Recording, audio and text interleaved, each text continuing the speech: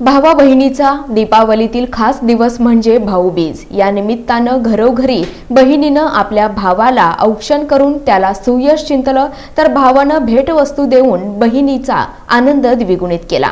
यंदाची दीपावली तशी 2 दिवसीय ठरली।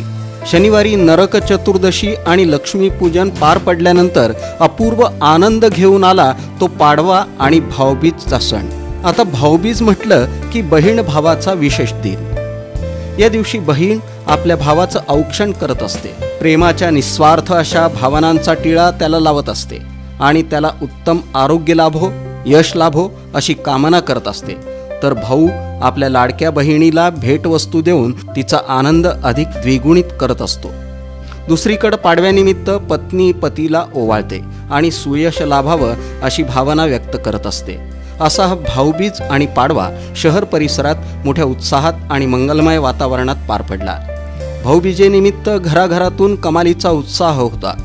लहान थोर असे सारेच जण या आनंदानं भारावून गेले होते। खास करून बालमंडळी अधिक उत्साहित झाली होती।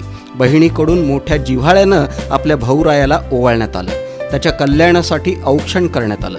आपल्या लाडक्या बहिणीच्या या प्रेमानं बंधुराज हे चांगलेच भारावून गेले होते। आनंद आणि उत्साह याला चांगलंच उधाण आलेलं होतं।